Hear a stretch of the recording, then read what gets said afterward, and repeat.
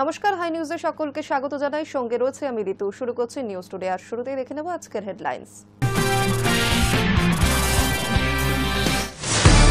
রাজ্যের শব্দগুলো সাইনবোর্ডে থাকতে হবে বাংলা ভাষা, অন্য ভাষা থাকলেও সমস্যা নেই, তবে বাংলা ভাষা বাধ্যতামূলক। নিয়ম মানা না হলে শাস্তির মুখে পড়তে হবে দোকান মালিকদের।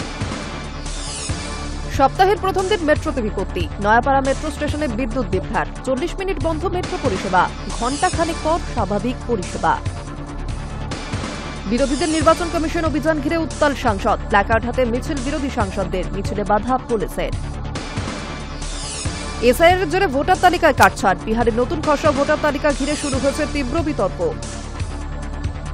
বিহারের উপমুখ্যমন্ত্রীর 2টি ভোটার কার্ড, 2 কেন্দ্রের ভোটার তালিকায় রয়েছে তার নাম। অভিযোগের ভিত্তিতে বিজয় কুমার সিনহাকে নোটিশ কমিশনের। অপারেশন সিন্দুরের পর ফের যুদ্ধের মুখোমুখি ভারত পাকিস্তান। সোমবার আরব সাগরে যুদ্ধ মহড়ায় নামছে ভারতীয় নৌসেনা, অন্যদিকে একই দিনে আরব সাগরে যুদ্ধ মহড়ায় নামছে পাক নৌসেনাও। দুই দেশের এই যুদ্ধ মহড়ার মধ্যে ব্যবধান থাকছে মাত্র 7 নটিক্যাল মাইল। আগামী মঙ্গলবার পর্যন্ত চলবে এই মহড়া। রাশিয়া থেকে তেল কেনার অপরাধে ভারতের থেকে রফতানি করা পণ্যের ওপরে অতিরিক্ত শুল্ক চাপিয়েছে আমেরিকা। কিন্তু এভাবে রাশিয়ার সঙ্গে ভারতের যোগসূত্র ছিন্ন করা কি সহজ হবে, নাকি তা আদৌ সম্ভব? রাশিয়ার সঙ্গে ভারতের দ্বিপাক্ষিক বোঝাপড়া বহুদিনের। আমেরিকার প্রেসিডেন্ট ডোনাল্ড ট্রাম্প কোনো দিনই বিষয়টিকে ভালো চোখে দেখেননি। রাশিয়া থেকে তেল অস্ত্র কেনার জন্য ভারতকে একহাত নিয়েছেন তিনি। এবার অতিরিক্ত 25% শুল্ক চাপিয়েছেন তিনি। এর ফলে ভারত থেকে আমেরিকায় রফতানি করা পণ্যের ওপরে 50% শুল্ক চাপানো হয়েছে। ভারতীয় বিদেশ মন্ত্রক স্পষ্ট জানিয়ে দিয়েছে, এই পদক্ষেপ হল অন্যায্য, অযৌক্তিক। তাদের তরফে এও জানানো হয়েছে যে দেশবাসীর স্বার্থ সুরক্ষিত করতে প্রয়োজনীয় সব ধরনের পদক্ষেপ করবে তারা। ক্রেমলিনের মুখপাত্র দিমিত্রি পেসকোভও ভারতের পাশে দাঁড়িয়েছেন, জানিয়েছেন সার্বভৌম দেশে নিজের বাণিজ্যিক সহযোগী খুঁজে নেওয়ার অধিকার রয়েছে। শুক্রবার প্রধানমন্ত্রী নরেন্দ্র মোদী সমাজ মাধ্যমে রুশ প্রেসিডেন্ট ভ্লাদিমির পুতিনকে বন্ধু বলে উল্লেখ করেন। তার সঙ্গে ফোন করে কথাও হয়েছে বলে জানান তিনি। এই আবহে ভারত সফরে আসছে পুতিন। ওয়াল স্ট্রিট জার্নালের প্রতিবেদন বলছে, রাশিয়ার সঙ্গে ভারতের এই বন্ধুত্ব দীর্ঘদিনের। 1960-এর দশকে চীনের সঙ্গে রাশিয়ার সংঘাত বৃদ্ধি পাওয়ার পরে দিল্লির সঙ্গে মস্কোর ঘনিষ্ঠতা আরও প্রগাঢ় হয়। সেই সময় ভারতকে 10 থেকে 20% ছাড়ে তেল বিক্রি করত রাশিয়া। বাকি দেশগুলিকে যেই দামে তেল দিত তার থেকে কম দামে তেল বিক্রি করত ভারতকে। গত কয়েক দশক ধরে রুশ অস্ত্র কিনতে ভারতের জন্য কোটি কোটি টাকা ঋণের ব্যবস্থাও করেছে মস্কো। এমনকি ভারতে তেল খুঁজতে ভূবিজ্ঞানীদের দল পাঠিয়েছিল রাশিয়া। ভারত যাতে সাইবেরিয়া থেকে অপরিশোধিত তেল কিনতে পারে সেই অনুমোদনও দিয়েছিল মস্কো। এর ফলে ভারতের অর্থ বেঁচেছিল। 1974 সালে প্রথমবার পরমাণু অস্ত্র পরীক্ষার পরে ভারতের উপরে নিষেধাজ্ঞা চাপিয়েছিল আমেরিকা। পাকিস্তানের সঙ্গে ঘনিষ্ঠতা বৃদ্ধি করেছিল। সেই সময়ে আরও কাছাকাছি আসে ভারত এবং রাশিয়া। দিল্লির গবেষণাকারী সংস্থা অবজারভার রিসার্চ ফাউন্ডেশনের স্ট্র্যাটেজিক স্টাডিজের প্রধান হর্ষবি পন্ত বলেন, এখনো বহু ভারতীয় রাশিয়াকে ভরসাযোগ্য সহযোগী মনে করেন। অনেকেই মনে করেন আমেরিকা পাকিস্তানের প্রতি একটু বেশি সদয়। ভারতও বিভিন্ন সময় রাশিয়ার পাশে দাঁড়িয়েছে। ইউক্রেনের সঙ্গে যুদ্ধ নিয়ে নিরপেক্ষ থেকেছে ভারত। রাষ্ট্রপুঞ্জে রাশিয়ার এই পদক্ষেপকে ধিক্কার জানিয়ে যে ভোট হয়েছিল তাতে বিরত ছিল দিল্লি। পাশাপাশি রাশিয়া থেকে ক্রমেই অপরিশোধিত তেল ক্রয় বৃদ্ধি করেছে। গত বছর রাশিয়া যত তেল রপ্তানি করেছে তার 3 ভাগের 1 ভাগই কিনেছে ভারত। ইউক্রেন যুদ্ধের পরে রাশিয়ার উপর আর্থিক নিষেধাজ্ঞা চাপিয়েছে আমেরিকা এবং ইউরোপীয় ইউনিয়নের দেশগুলি। সেই সময় কম দামে রাশিয়া থেকে তেল কিনেছে ভারত। ভারতের পাশাপাশি পরিস্থিতির সুযোগ নিয়ে রাশিয়া থেকে প্রচুর পরিমাণে তেল কিনেছে চীনও। ভারত রাশিয়া থেকে কম দামে অপরিশোধিত তেল কিনে পেট্রোলিয়ামজাত পণ্য তৈরি করেছে। তারপরে তা বিভিন্ন দেশে বিক্রি করে মুনাফা লাভ করেছে। ইউক্রেন যুদ্ধ শুরু হওয়ার পরে গত 3 বছর দুই দেশের মধ্যে $6,900 কোটি বাণিজ্য হয়েছে। ভারতীয় মুদ্রায় প্রায় 6 লক্ষ কোটি টাকা। রাষ্ট্রপুঞ্জে ভারতের স্থায়ী সদস্য সৈয়দ আকবর উদ্দিন সংবাদ মাধ্যম ওয়াল স্ট্রিট জার্নালকে জানিয়েছে, নিকট ভবিষ্যতে এই তেল কেনা বন্ধ করছে না ভারত, কারণ তা করলে ভারতের বাজেটে তার প্রভাব পড়ে যাবে।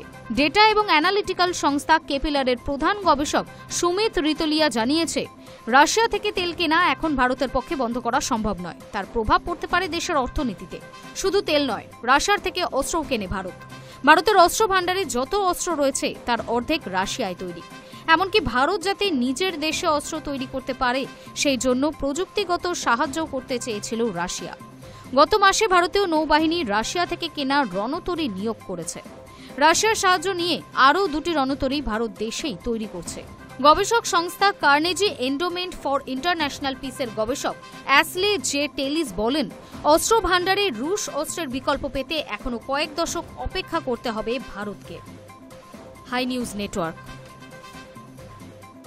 নেই প্রমাণিত তথ্য, চেষ্টা করেও সাফল্য আসেনি অতীতে, তাও কেন ট্রাম্পের নজর পাকিস্তানের তৈল ভাণ্ডারে? গত কয়েক দশক ধরে অর্থনীতিতে নিজের ভাগ্য ফেরানোর জন্য তৈল ভাণ্ডার খুঁজে বার করে তা উত্তোলনের স্বপ্ন দেখে আসছে পাকিস্তান, কিন্তু কোনো চেষ্টাই সফল হয়নি। বর্তমানে পাকিস্তানের সবচেয়ে বেশি যা আমদানি করে তা হলো পেট্রোলিয়ামজাত পণ্য। হতে পারে পাকিস্তানে প্রচুর পরিমাণে তৈল ভাণ্ডার মজুত রয়েছে, তবে সেই বিষয়ে প্রমাণিত তথ্য রয়েছে সামান্যই। তারপরেও পাকিস্তানের তৈল ভাণ্ডার নিয়ে আগ্রহ দেখাচ্ছেন আমেরিকার প্রেসিডেন্ট ডোনাল্ড ট্রাম্প। আগ্রহ কি শুধু তেলের ওপরেই, নাকি নেপথ্যে রয়েছে অন্য কোনো পরিকল্পনা?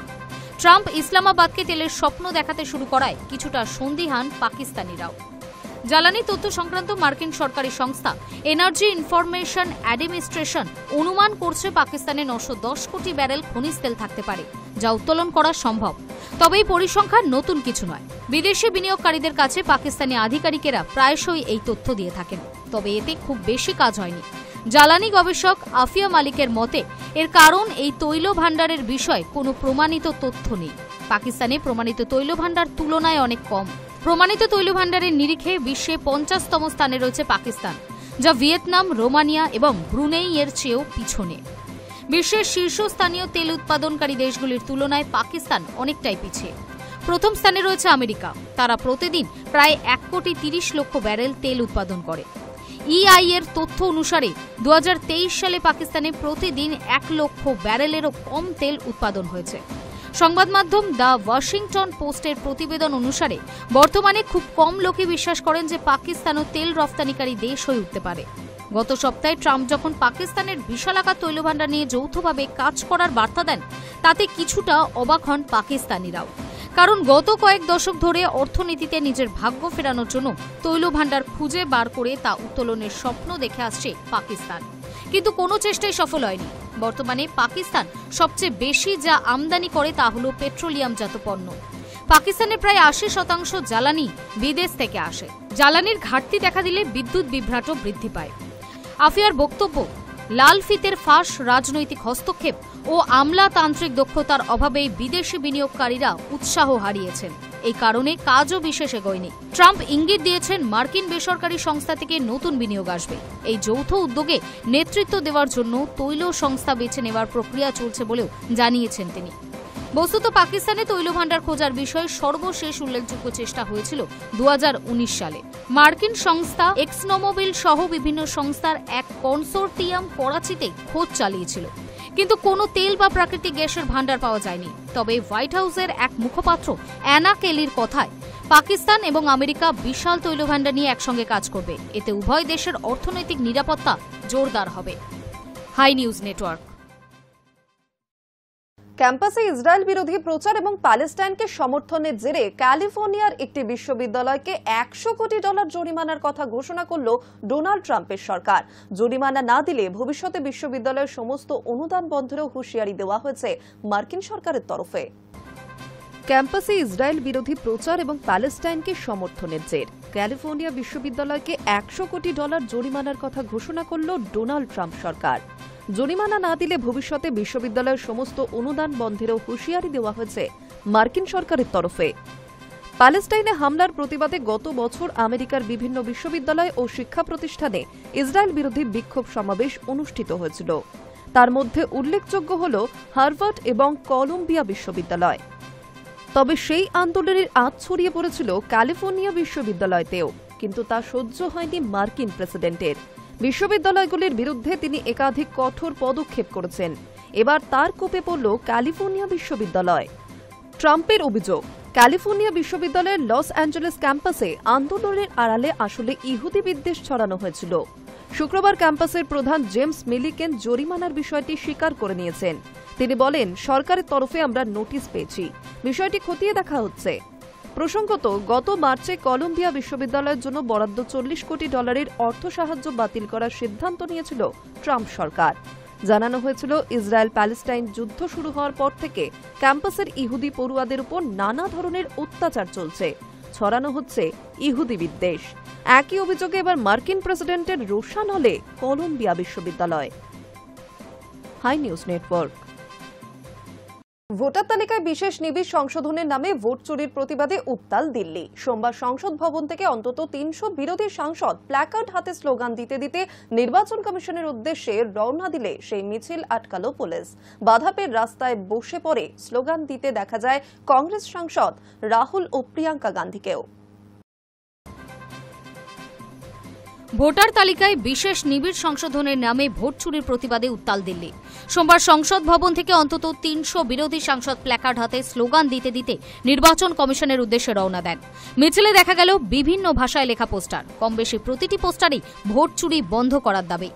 কোনো কোনো পোস্টারে আবার এসআইআর এর বিরুদ্ধে স্লোগান। তৃণমূল সাংসদদের হাতে থাকা ব্যানার এবং পোস্টারে নির্বাচন কমিশনকে বিধে লেখা হয়েছে চুপি চুপি ভোটের কারচুপি। সংসদ ভবন থেকে কিছুটা দূরে পুলিশ ব্যারিকেড দিয়ে মিছিল আটকালে ব্যারিকেডে চড়ে স্লোগান দিতে থাকেন তৃণমূল সাংসদ মহুয়া মৈত্র, সুস্মিতা দেবরা। ব্যারিকেড টপকে চলে আসেন অখিলেশ যাদব। অন্যদিকে বাধা পেয়ে রাস্তায় বসে পড়ে স্লোগান দিতে দেখা যায় কংগ্রেস সাংসদ রাহুল এবং প্রিয়াঙ্কা গান্ধীকে। প্রসঙ্গত, ভোটার তালিকায় বিশেষ নিবিড় সংশোধনের পর বিহারে ৬৫ লক্ষ নাম বাদ পড়েছে। বিরোধী শিবির অভিযোগ করেছে কমিশনকে বিজেপি ব্যবহার করছে। বিজেপির সঙ্গে হাত মিলিয়ে লোকসভা ভোট এবং কয়েকটি রাজ্যের বিধানসভা ভোটে নির্বাচন কমিশন কারচুপি করেছে বলে গত বৃহস্পতিবার দুপুরে বিস্ফোরক অভিযোগ করেন রাহুল গান্ধী। কর্ণাটক, মহারাষ্ট্র, হরিয়ানার মতো কয়েকটি রাজ্যের উদাহরণ টেনেছিলেন লোকসভার বিরোধী দলনেতা। এদিকে আগামী বছর পশ্চিমবঙ্গ, কেরল, অসম, তামিলনাড়ুতে বিধানসভা ভোট রয়েছে, ফলে শঙ্কিত বিরোধী শিবির। গত ২১শে জুলাই ধর্মতলায় দলীয় সভা থেকে তৃণমূল নেত্রী মমতা বন্দ্যোপাধ্যায় হুঁশিয়ারি দিয়েছিলেন, এসআইআর নিয়ে প্রয়োজনে কমিশনের দফতর ঘেরাও করা হবে। এবার রাজধানীর বুকে সেই কর্মসূচি ঘিরে রীতিমতো উত্তাল হয়ে উঠল নয়াদিল্লি। High news network. উপরাষ্ট্রপতি পদ থেকে ইস্তফা দেওয়ার পর কার্যত নিখোঁজ জগদীপ ধনকর।